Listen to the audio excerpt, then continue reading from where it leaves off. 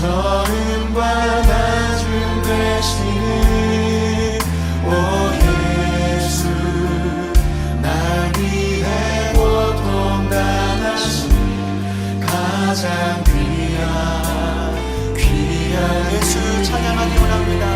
오직 예수님만 이 밤에 찬양하기 원합니다. 예수 찬양하기 원하네. 예수 처음과 나중 되시는 오 예수 날 위해 고통 당하신 가장 귀한 우리 목소리 높여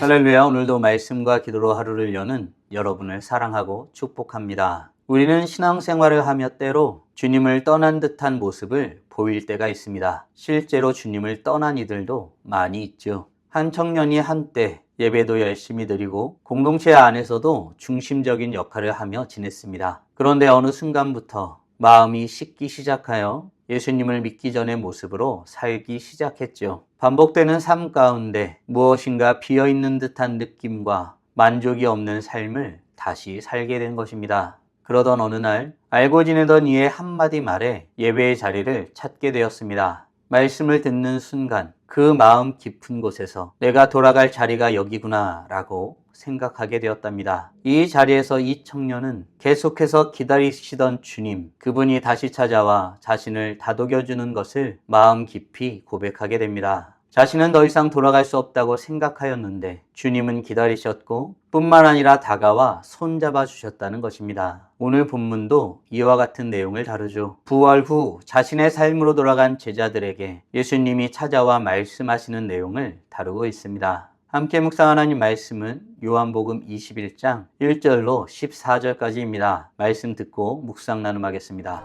그 후에 예수께서 디비랴 호수에서 또 제자들에게 자기를 나타내셨으니 나타내신 일은 이러하니라. 시몬 베드로와 디두모라 하는 도마와 갈릴리 가나 사람 나다나엘과 세베대의 아들들과 또 다른 제자 둘이 함께 있더니 시몬 베드로가 나는 물고기 잡으러 가노라. 우리도 함께 가겠다 하고 나가서 배에 올랐으나 그날 밤에 아무것도 잡지 못하였더니 날이 새어갈 때에 예수께서 바닷가에 서셨으나 제자들이 예수이신 줄 알지 못하는지라. 얘들아, 너희에게 고기가 있느냐? 없나이다 그물을 배 오른편에 던지라. 그리하면 잡으리라 하시니 이에 던졌더니 물고기가 많아 그물을 들 수 없더라. 예수께서 사랑하시는 그 제자가 베드로에게 이르되 주님이시라. 시몬 베드로가 벗고 있다가 주님이라 하는 말을 듣고 겉옷을 두른 후에 바다로 뛰어내리더라.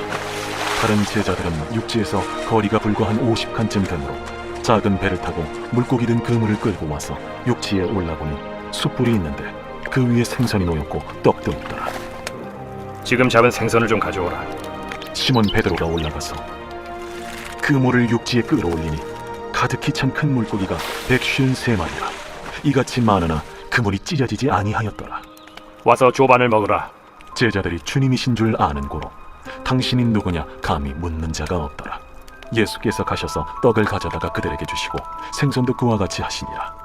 이것은 예수께서 죽은 자 가운데서 살아나신 후에 세 번째로 제자들에게 나타나신 것이라. 오늘 본문은 부활 이후 예수님께서 자신들의 삶으로 돌아간 제자들에게 다가와 말씀하시는 장면을 다루고 있습니다. 우리는 종종 실패하면 다시 처음으로 돌아간다고 생각합니다. 실제로 많은 사람들이 일이 풀리지 않을 때 그냥 예전처럼 살자라는 말을 하곤 하죠. 이처럼 믿음의 흔들림 속에서 사람들은 보이는 것들을 쫓아가고 이전의 모습으로 돌아가는 모습을 보입니다. 그러나 중요한 것은 성경은 그러한 자리에도 주님이 찾아오신다고 가르치고 있다는 사실입니다. 예수님이 십자가에 죽으신 후 부활을 믿지 않았던 제자들은 어떤 선택을 하였을까요? 어디로 갔고 무엇을 하였고 어떤 일을 겪게 되었을까요? 3절입니다.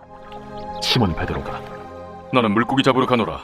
우리도 함께 가겠다 하고 나가서 배에 올랐으나 그날 밤에 아무것도 잡지 못하였더니 십자가에 죽으신 예수님을 보고 부활을 믿지 않은 베드로는 다시 물고기를 잡는 배로 돌아갔습니다. 이전의 삶의 모습으로 돌아간 것이죠. 그 자리는 익숙한 자리, 잘할 수 있는 자리입니다. 그런데 그가 겪은 결과는 끔찍했지요. 아무것도 잡지 못하였더니 라는 말이 그의 삶을 보여줍니다. 이 장면은 단순한 실패를 말하는 것이 아닙니다. 하나님 없이 사는 삶의 본질을 보여주죠. 사람은 아무리 익숙한 자리라 할지라도, 아무리 잘해낼 수 있는 삶이라 할지라도 하나님이 없다면 이런 삶을 살게 되는 것입니다. 주님이 없는 삶, 그 삶은 결국 비어있는 삶으로 끝나버립니다. 사랑하는 성도 여러분, 나는 지금 무엇으로 내 삶을 채우려고 하고 있나요? 그것이 정말 채워지고 있나요? 바라기는 삶의 모든 것을 채우시고 나의 삶을 참된 가치로 세워나가시는 주님을 믿고 진리 가운데 살아가게 하시는 주님과 동행하며 살아가는 복된 하나님의 자녀들 되길 간절히 소원합니다. 예수님은 베드로의 이런 삶의 모습을 지켜보고 계셨습니다. 그러나 정작 그런 삶을 사는 사람들은 예수님이 함께 하신다는 사실을 알아채지 못하죠. 이에 예수님은 어떤 시도를 하실까요? 5절, 6절입니다. 얘들아, 너희에게 고기가 있느냐? 없나이다. 그물을 배 오른편에 던지라. 그리하면 잡으리라. 하시니 이에 던졌더니 물고기가 많아 그물을 들 수 없다. 예수님은 밤새 아무것도 잡지 못한 제자들에게 찾아와 대화를 시도하십니다. 예수님은 물고기가 없다고 말한 제자들에게 그물을 배 오른편에 던지라 라고 말씀하십니다. 예수님의 이 한마디 말씀을 듣고 제자들은 순종하죠. 그리고 상황이 완전히 바뀝니다. 물고기가 많아 그물을 들 수 없을 정도였습니다. 여기서 중요한 것은 방법이 아니었죠. 말씀에 대한 반응이었습니다. 성경에서 강조하는 것은 하나님의 말씀은 실제로 역사하는 능력이라는 사실입니다. 말씀은 단순한 정보가 아닙니다. 현실을 바꾸는 하나님의 일하심이요 통치입니다. 같은 바다, 같은 배, 같은 사람들인데 말씀 하나로 인해 결과가 바뀌는 것입니다. 우리의 삶도 마찬가지이죠. 환경이 바뀌지 않아도 말씀에 대한 태도가 바뀌면 삶의 열매가 달라집니다. 사랑하는 성도 여러분, 나는 지금 말씀을 듣고 있나요? 아니면 알고만 있나요?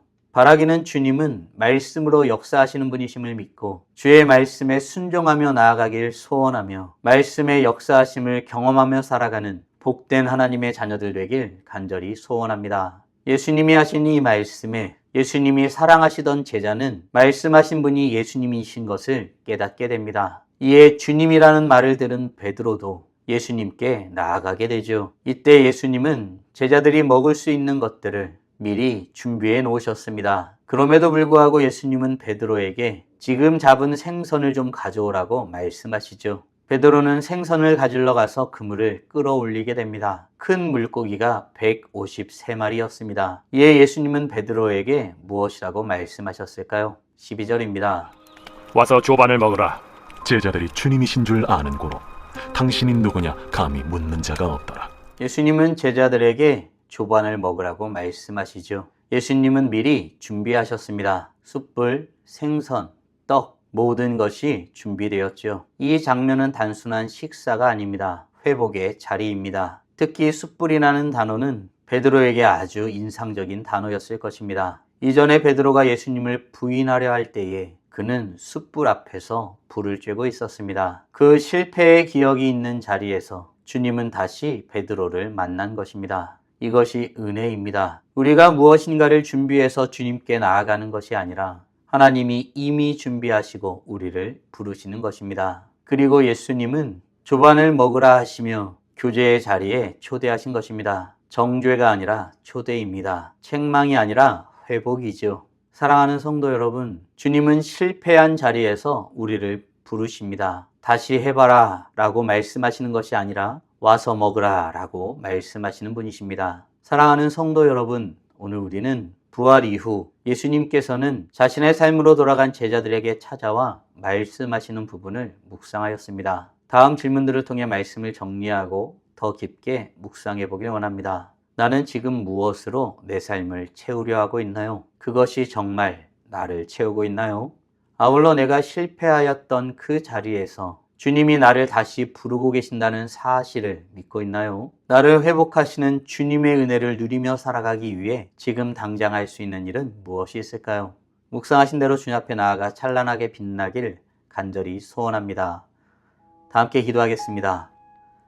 살아계신 하나님 감사합니다. 오늘도 우리에게 복된 날을 허락하여 주시고 주의 말씀으로 하나님이 어떤 분이신지, 무엇을 원하시는지, 우리가 어떤 존재이고 어떻게 살아야 하는지 깨닫고 고백하게 하심에 감사드립니다. 부활을 믿지 않았던 자들은 그들 자신이 예수님과 3년 동안 동거동락하였음에도 불구하고 자신의 삶으로 돌아가 예전처럼 살기를 원하였습니다. 아무 소망도 없다고 생각한 것입니다. 이제 할 수 있는 일은 없다고 생각한 것입니다. 주님께서 다시 살아나신다 말씀하셨음에도 불구하고 믿지 못한 탓입니다. 그런데 이런 실패의 자리에 주님께서 찾아오시고 같이 먹자 말씀하시며 우리를 다시 주님을 만나는 자리로 초대하시는 것을 말씀을 통해서 확인하게 됩니다. 주님의 이 놀라운 은혜와 사랑에 감사하며 우리를 찾아오시고 우리를 위해 친히 준비하시는 주님의 은혜에 겸손함으로 나아가는 우리 모두가 될 수 있도록 은혜 내려 주시옵소서. 주님의 초대에 모른 척하거나 다른 것이 더 중요하다고 말하는 어리석은 인생이 아니라 주님의 초대에 감사와 찬양으로 나아가는 우리 모두가 될 수 있도록 은혜 내려 주시옵소서.